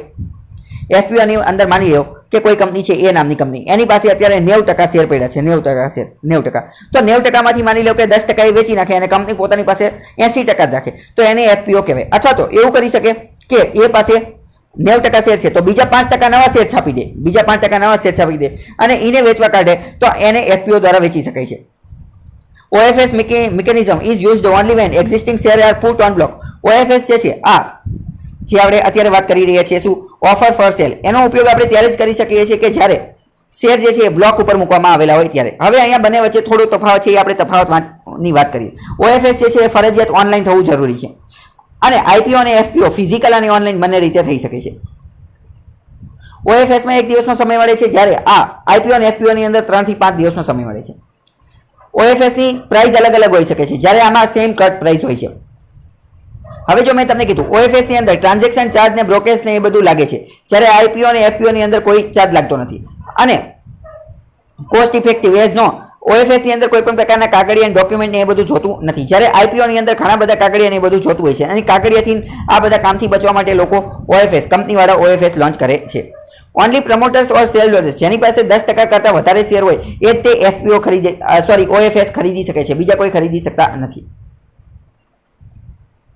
બીજો મહત્વનો આર્ટિકલ જોઈએ તો બોરોઇંગ્સ બાય સ્ટેટ. રાજ્ય દ્વારા આજે ઉધાર લેવામાં આવે છે પૈસા 51% જેટલા, 2.97 લાખ રૂપિયા, 2.97 લાખ કરોડ રૂપિયા. તો આપણે થોડા સમય પહેલા વાત કરેલી હતી કે રાજ્ય દ્વારા કેન્દ્ર પાસેથી અમુક પ્રકારના પૈસા લેવાના છે, GST કોમ્પેન્સેશન, GST વળતર માટેના.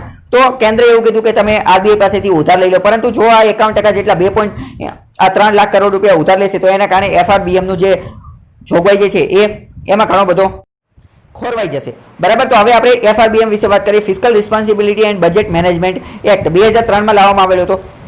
ઇનેક્ટેડ બાય પાર્લામેન્ટ દ્વારા આ લાવવામાં આવેલું કે ઇન્સ્ટિટ્યુશનલાઇઝ ફિસ્કલ ડિસિપ્લિનને ધ્યાનમાં રાખે કે વધારે કેન્દ્ર અથવા રાજ્ય જે છે એ વધારે પડતા પૈસા ઉધાર ન લઈ લે એની માટે આ લાવવામાં આવેલો હતો, બરાબર. કારણ કે નહીં તો હવે માની લો કે કોઈ સરકાર આવી અને સરકારને મજા આવી ગઈ કે હાલો ને આપણે પૈસા ઉધાર લઈ જ કરવી, ઉધાર લઈ જ કરવી, આપણે 5 વર્ષ પછી જતું રહેવાનું છે, તો 5 વર્ષમાં જેટલા પૈસા મળતા હોય એટલા લઈ લેવી. તો એવું ન કરે એની માટે આ ટાર્ગેટ લાવવામાં આવ્યું તો કે ઉધાર સરકાર જે છે એ અમુક ટકા પૈસા જ ઉધાર લઈ શકશે, મજા આવે એટલા લઈ શકે નહીં.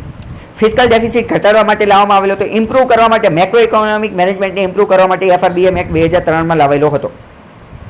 રેવન્યુ ડેફિસિટ ઘટાડવા માટે અને કટ ફિસ્કલ ડેફિસિટ જે છે એને 3% સુધી લાવવા માટે આ લાવવામાં આવેલો હતો.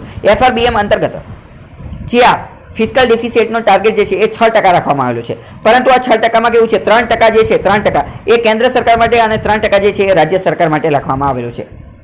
ફિસ્કલ ડેફિસિટ શું છે એની પણ આપણે થોડી વાત કરીએ. જો ફિસ્કલ ડેફિસિટ અહીંયા સમજી લો, માની લો કે તમારી આવક જે છે એ 100 રૂપિયા છે અને તમારો ખર્ચ જે છે એ 120 રૂપિયા છે. તમારી આવક 100 રૂપિયા છે અને ખર્ચ 120 રૂપિયા છે. તો હવે તમારી પાસે બે ઓપ્શન છે, કાં તો તમે ખર્ચ જે છે એ ઘટાડી નાખો, તો તમે એક વ્યક્તિ હો તો તમે વ્યક્તિ તરીકે ખર્ચ ઘટાડી શકો છો, પરંતુ અહીંયા તો આપણે આખો દેશ ચલાવવાનો છે. હવે માની લો કે દેશની આવક 100 રૂપિયા છે અને દેશનો ખર્ચ 120 રૂપિયા છે, તો આખા દેશનો ખર્ચ જે છે એ ઘટાડી ન શકાય, કારણ કે અમુક ખર્ચમાં કાપ મૂકી જ ન શકાય. જેમ કે કર્મચારીઓને પગાર આપવાનો, તો આપણે એમ ન કહીએ કે હાલો જાઓ તમને પગાર નથી દેવો.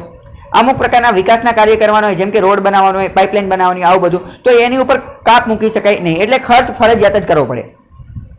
તો આવા કેસની અંદર શું કરવું પડે કે આપણી આવક 100 રૂપિયા છે અને 120 રૂપિયા ખર્ચ છે, તો ફરજિયાત રૂપે આપણે 20 રૂપિયા જે છે એ બોરો કરવા પડે, ઉધાર કરવા પડે. અને આ જે ઉધાર લેવી, આ સરકાર જે છે આ 20 રૂપિયા જે ઉધાર લે એને તો ફિસ્કલ ડેફિસિટ કહેવાય. એને શું કહેવાય? Fiscal deficit. એટલે એક રીતે એવું પણ કહેવાય કે આપણી આવક ઓછી હોવાથી ખર્ચને પહોંચી વળવા માટે આપણે જે પૈસા ઉધાર લેવી છે એને ફિસ્કલ ડેફિસિટ કહેવાય. અથવા તો એવું પણ કહી શકાય કે ઉધાર લીધેલા પૈસા જે છે, એ જ ફિસ્કલ ડેફિસિટ છે. અહીંયા આપણે જોઈ શકીએ છીએ કે ફિસ્કલ ડેફિસિટ કેટલી છે? ફિસ્કલ ડેફિસિટ 20 રૂપિયા છે, કારણ કે 100 રૂપિયા આપણી પાસે હતા તે 20 રૂપિયા વધારાના લેવા પડ્યા, એટલે એ ફિસ્કલ ડેફિસિટ છે. સરકાર દ્વારા 2017ની અંદર એનકે સિંઘ કમિટી બનાવવામાં આવેલી હતી. શેની માટે? તો કે FRBM review committee. FRBM fiscal responsibility and budget management આપણે એક્ટ બનાવેલો હતો. કોની માટે? ફિસ્કલ ડેફિસિટને એ બધું જાળવવા માટે. તો એ બધું વ્યવસ્થિત ચાલે છે કે નહીં એનું રિવ્યુ કરવા માટે આ એનકે સિંઘની અધ્યક્ષતામાં 2017માં રિવ્યુ કમિટી બનાવવામાં આવી. એણે કેન્દ્ર સરકારે પોતાનો રિપોર્ટ જે છે એ લોન્ચ કર્યો અને એમાં અમુક પ્રકારની ઇમ્પોર્ટન્ટ રિકમેન્ડેશન આપી. પહેલી રિકમેન્ડેશન શું કીધી કે ડેટ ટુ જીડીપી રેશિયો, જીડીપીના અનુસારમાં સરકારે કેટલી લોન લેવી જોઈએ? તો જીડીપીની સરખામણીમાં સરકારે 60% જેટલી લોન લેવી જોઈએ. એટલે માની લો કે ભારત જે છે ભારતની જીડીપી 100 રૂપિયા છે, તો આપણે લોન કેટલી લેવી જોઈએ? આપણે વધુમાં વધુ 60 રૂપિયા લોન લેવી જોઈએ. પછી હવે આપણે 70-80 રૂપિયા લોન લઈ લેવી તો ચાલે નહીં. એટલે કે ઉધાર આપણું કેવું હોવું જોઈએ? જીડીપીની સરખામણીમાં 60% જેટલું હોવું જોઈએ. પરંતુ 60%માં પણ શું કીધું કે 40% ઉધાર જે છે, 40% ઉધાર એ કેન્દ્ર સરકારનું અને 20% ઉધાર જે છે એ રાજ્ય સરકારનું, બરાબર. એવું એમને કીધેલું હતું એનકે સિંઘ રિવ્યુ કમિટીએ, બરાબર. એટલે કે કેન્દ્ર સરકારની જીડીપી માની લો કે 100 રૂપિયા છે, તો એ કેટલું ઉધાર લઈ શકે? 40 રૂપિયા લઈ શકે. હવે ગુજરાત રાજ્યની વાત કરીએ, ગુજરાતની જીડીપી 100 રૂપિયા છે, તો એ કેટલું ઉધાર લઈ શકે? 20 લઈ શકે. 20 થી વધારે લઈ શકે નહીં, બરાબર. 60%, 40% અને 20% એ તમે યાદ રાખજો. પછી એનકે સિંઘે બીજી એવી ભલામણ કરી કે ઓટોનોમસ ફિસ્કલ કાઉન્સિલની રચના કરવામાં આવે. એક પ્રકારની કાઉન્સિલની રચના કરવામાં આવે કે જે સ્વાયત્ત હોય અને આ બધી વસ્તુ કરી શકે. અને આમને એક એવી પણ ભલામણ કરી કે એક પ્રકારનો એસ્કેપ ક્લોઝ રાખો. અત્યારે એવું કીધેલું હતું કે આપણે ફિસ્કલ ડેફિસિટનો ટાર્ગેટ 3% રાખવાનો છે. કેટલો? 3%. પરંતુ આમને એવું કીધું કે કદાચ કોઈ નેશનલ કેલામિટી, એટલે કે કોઈ નેશનલ સિક્યુરિટી, આંતરિક સુરક્ષાનું કારણ આવી જાય, અથવા કોઈ પણ પ્રકારની જાનહાનિ અથવા કોઈ પણ પ્રકારની આવી આફત આવી જાય, કુદરતી સંપત્તિ આવું કંઈક સર્જાઈ જાય, જેવી કે અત્યારે કોરોના આવી ગયું છે, આવી કોઈ કુદરતી હોનારત સર્જાઈ જાય, તો એવા કેસની અંદર આપણે આ એક એસ્કેપ રૂટનો ઉપયોગ કરી શકીશું અને આ 3% જે છે ઉધાર લેવાની વસ્તુ એ થોડીક વધારી શકીશું અને એનો ઉપયોગ કરી અને 2020ના બજેટની અંદર આપણે એનો ઉપયોગ કર્યો, સરકારે એનો ઉપયોગ કર્યો અને 5%, 0.5% વધારે કરી નાખ્યો. એટલે કે પહેલા 3% જે ફિસ્કલ ડેફિસિટ હતું એમાં 5%ની છૂટ આપી, 0.5%ની, અને કરી નાખ્યું 3.5%, બરાબર. એટલે કે હવે આપણે 3.5% જેટલું ઉધાર લઈ શકીએ છીએ. 2020-21ના બજેટની વાત કરીએ તો સરકારે આ ફિસ્કલ ડેફિસિટ માટેનો ટાર્ગેટ રાખેલો છે 3.5%. કેમ? કારણ કે મેં તમને કીધું કે 3% સુધી રાખવાનું હતું, પરંતુ 0.5%નો ઉપયોગ કર્યો અને 3.5%. પ્રશ્ન પૂછે છે આ બજેટની અંદર, અત્યારે 2020ના બજેટની અંદર આપણે ફિસ્કલ ડેફિસિટનો ટાર્ગેટ શું છે? તો 3.5% ઓફ જીડીપીના 3.5% સુધી. હવે આ બધી વસ્તુ મહત્વની છે. કેમ? કારણ કે યુપીએસસી 2018ની અંદર આ પ્રશ્ન પૂછાઈ ગયેલો હતો. કયો? એમાં પ્રશ્ન એ પૂછાયેલો હતો કે આપણે આ FRBM એક્ટ માટેની FRBM રિવ્યુ કમિટીની રચના કરેલી હતી અને એણે રિપોર્ટ આપેલો હતો. NK સિંઘે જે રિપોર્ટ આપેલો હતો એના સંબંધિત આ 3 વિધાન આપેલા હતા. એ વિધાન તપાસવાના હતા અને આમાંથી સાચું વિધાન કહેવાનું હતું. તો પહેલું વિધાન શું પૂછેલું હતું?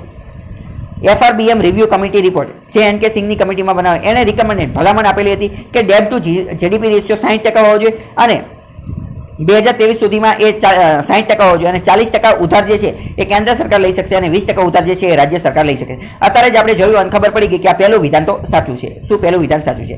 બીજું વિધાન શું છે કે કેન્દ્ર સરકાર જે છે કેન્દ્ર સરકાર એની ડોમેસ્ટિક લાયબિલિટી GDPના 21% હશે અને સ્ટેટની રાજ્ય સરકારની જે લાયબિલિટી જે છે એ GDPના 49% હશે 49% હશે. બરાબર. તો બીજા વિશે આપણે ક્યાંય વાત કરેલી નથી. એટલે બીજું વિધાન ખોટું પડી જશે. ત્રીજાની વાત કરીએ તો ત્રીજું વિધાન શું છે? ત્રીજું વિધાન એવી કંઈક વાત કરે છે કે બંધારણ પ્રમાણે એ ફરજિયાત હશે. કોઈ પણ રાજ્ય માટે એ વસ્તુ ફરજિયાત હશે. શું? તો કે ટેક સેન્ટ્રલ ગવર્મેન્ટ પાસે જો એ સમજો બંધારણના મત પ્રમાણે બંધારણ અનુસાર રાજ્ય માટે એ ફરજિયાત હશે, મેન્ડેટરી હશે કે જો એને કેન્દ્ર સરકાર પાસે કોઈ લોન લેવી હશે તો રાજ્યએ પહેલા જે લોન લીધેલી છે ભૂતકાળમાં જે લોન લીધેલી છે પહેલા એ પૂરી કરવી પડશે અને પૂરી થઈ જશે પછી તે કેન્દ્ર સરકાર પાસેથી એ બીજી નવી લોન લઈ શકશે. એવું ફરજિયાત છે બંધારણ પ્રમાણે. Take by central government's consent for raising any loan if the former owes any outstanding liabilities to the later. બરાબર. એવું કહેવા માંગે છે કે જો રાજ્યએ લોન લેવી હશે તો આગળની લોન બાકી હશે તો પહેલા બીજી લોન મળશે નહીં. બીજી લોન મેળવવા માટે પહેલા એમની પરમિશન લેવી પડશે. તો આનો સાચો જવાબ થશે કે એ બંધારણમાં એવું લખેલું છે એ વાત સાચી છે. એટલે પહેલું અને ત્રીજું વિધાન સાચું પડશે, બીજું ખોટું પડશે. આપણે ત્રીજા વિધાનને થોડું સમજીએ કારણ કે પહેલું વિધાન તો મેં ઓલરેડી સમજાવી દીધું છે. ભારતના બંધારણની અંદર 293 ક્લોઝ 3 3 નંબરની કલમની અંદર શું લખેલું છે કે રાજ્ય may not without consent of government of India. એટલે કે રાજ્ય જે છે એ કેન્દ્રની પરવાનગી વગર લોન લઈ શકશે નહીં જો એમની આગળની લોન જે છે એ ભરવાની બાકી હશે તો. લાઈવ મિન્ટની અંદર પણ આ આર્ટિકલ આપેલો તો 293 નંબરની કલમમાં એવું લખેલું છે કે રાજ્ય કેન્દ્રની પરવાનગી વગર લોન નહીં લઈ શકે જો એને આગળની લોન ભરવાની બાકી હશે તો, ભરેલી હશે તો લઈ શકશે. હવે અહીંયા બીજી પણ મહત્વની વસ્તુ જોઈએ કે રાજ્ય જે સ્ટેટ જે છે એમની પાસે આવકના સાધનો મર્યાદિત હોય છે અને એમાં પણ ખાસ કરીને GST આવી ગયું ત્યાર પછી તો એમની પાસે આવકના સાધનો ખૂબ જ મર્યાદિત હોય છે. એટલે એમને લોન લેવાની વારંવાર જરૂર પડતી હોય છે અને એમને આવા બધા પ્રોબ્લેમ ફેસ કરવા પડતા હોય છે કારણ કે એમની પાસે પૈસાની કમી હોય છે. તો problem faced by states in raising resources. એમને આ ફંડ મેળવવા માટે પૈસા મેળવવા માટે ઘણી બધી વાર સમસ્યા થતી હોય છે. Only limited scope. એમને લિમિટેડ સ્કોપ છે અને ઉધાર માંગવા માટે પણ થોડીક જ વસ્તુ છે. તો મેં તમને કીધું કે ફિસ્કલ આ FRBM એક્ટ રહ્યું એના અંતર્ગત કેટલું એ બોરો કરી શકે, કેટલું ઉધાર લઈ શકે તો GSDP રાજ્યની જે GDP હોય રાજ્યની GDPના 3% જેટલું તે ઉધાર લઈ શકે, બીજું લઈ શકે નહીં. મેં તમને કીધું ટોટલ 6%નો ટાર્ગેટ આપેલો, 3% કેન્દ્ર માટે, 3% રાજ્ય માટે. એમાં અત્યારે કેન્દ્રએ તો 0.5% એસ્કેપ ક્લોઝનો ઉપયોગ કર્યો અને 3.5% GDP ફિસ્કલ ડેફિસિટનો ટાર્ગેટ ઉપયોગ કર્યો. હાઈ યીલ્ડ નો સ્ટેટ બોન્ડ ઉપર પણ રાજ્યના જે બોન્ડ હોય એની ઉપર પણ વધારે વ્યાજ ને એ બધું આપવામાં આવતું નથી. ઇન્ક્રીઝ ઇન હવે થોડા સમય પહેલા RBI દ્વારા WMA લિમિટ લોન્ચ કરેલી હતી. WMA નો મતલબ સમજો, વેઇસ એન્ડ મીન્સ એડવાન્સ. શું થાય વેઇસ એન્ડ મીન્સ એડવાન્સ? એનો મતલબ શું થાય? વેઇસ એન્ડ પ્રશ્ન પૂછે છે WMA શું છે તો વેઇસ એન્ડ મીન્સ એડવાન્સ નો મતલબ થાય કે રાજ્ય સરકાર RBI પાસેથી લોન લઈ શકશે. અને એની જે લિમિટ છે એ અત્યારે RBI દ્વારા 60% જેટલી કરી નાખેલી. પહેલા ઓછી હતી અને અત્યારે કેટલી કરી નાખી? 60% કરી નાખી. પરંતુ આના કારણે પણ વધારે પડતો રિલીફ મળે એવું છે નહીં. આ પણ હજી ઓછી છે. બીજો મહત્વનો આર્ટિકલ જોઈએ તો સુપ્રીમ કોર્ટે કેન્દ્ર સરકારને એવું કીધેલું મિનિસ્ટ્રીને કે કર્ક્યુલર રોડ ઓન ચાર ધામની આજુબાજુ ચારધામ પરિયોજના જે છે અહીંયા રોડ બનાવવાની છે તો એની માટે સુપ્રીમ કોર્ટે કેન્દ્ર પાસે જવાબ માંગેલો છે. ચારધામ પરિયોજના વિશે આપણે આની પહેલા પણ વાત કરેલી હતી, અત્યારે ફરીથી વાત કરી. BRO બોર્ડર રોડ ઓર્ગેનાઇઝેશન દ્વારા 440 મીટર લાંબી ટનલ બનાવવાનું પૂરું કરી નાખેલું છે, કમ્પ્લીટ કરી નાખેલું છે. કોણે? BRO એ 440 મીટર લાંબી ટનલ બનાવી નાખેલી છે. ક્યાં? ચંબા ટાઉનમાં. ચંબા ટાઉન ક્યાં છે તો કે ઋષિકેશ ધરાસુ હાઈવે કે જે નેશનલ હાઈવે 94 ઉપર આવેલું છે. અહીંયા BRO એ ટનલ બનાવી નાખેલી છે. Construction of tunnel Chardham. આ જે ટનલ જે છે ચારધામ પરિયોજનાનો જે એક ભાગ છે. Connectivity improvement. ચારધામ શું છે તો ચારધામ પરિયોજના એ એક એવા પ્રકારની યોજના છે કે ઉત્તરાખંડની અંદર જે ચારધામ આવેલા છે ગંગોત્રી, યમનોત્રી, કેદારનાથ, બદ્રીનાથ, યમનોત્રી અને ગંગોત્રી, આ 4 વચ્ચે રોડ કનેક્ટિવિટી સારી બની શકે, અહીંયા સારા એવા રોડ બની શકે એની માટેની યોજના છે ચારધામ પરિયોજના. તો એ તમારે યાદ રાખવાનું છે. Programme taken by ministry of road transport and highway દ્વારા આ આખી વસ્તુ કરવામાં આવે છે. કયો તો કે ચારધામ પ્રોજેક્ટ જે છે એ ઉત્તરાખંડની અંદર આવેલા છે ચારે ધામ અને 12,000 કરોડનો આખો પ્રોજેક્ટ છે. ઇમ્પ્રુવમેન્ટ કરવામાં આવશે, સુધારો કરવામાં આવશે, એઝ વેલ એઝ ડેવલપમેન્ટ વિકાસ પણ કરવામાં આવશે. 890 કિલોમીટર 900 કિલોમીટર લાંબો હાઈવે પણ બનાવવામાં આવશે, નેશનલ હાઈવે બનાવવામાં આવશે. આને અમલીકરણ કરનાર એજન્સી જે છે એ Uttarakhand state public work department એ આનું અમલીકરણ કરવાનું કાર્ય કરશે. National highway and infrastructure development corporation of India એનું કાર્ય કરશે. અને આ પ્રોજેક્ટનો મોડ કેવો હશે તો કે આ કયા પ્રોગ્રામ તો કે EPC મોડ અંતર્ગત કાર્ય કરશે. EPC નો મતલબ engineering procurement and construction. Engineering પહેલા એન્જિનિયરિંગ કરવામાં આવશે, એનો વિકાસ કરવામાં આવશે અને પછી બનાવવામાં આવશે. આ પ્રકારના મોડ ઉપર એ કાર્ય કરશે. EPC મોડ એ યાદ રાખજો કારણ કે વિધાનવાળા વાક્યમાં પૂછાય.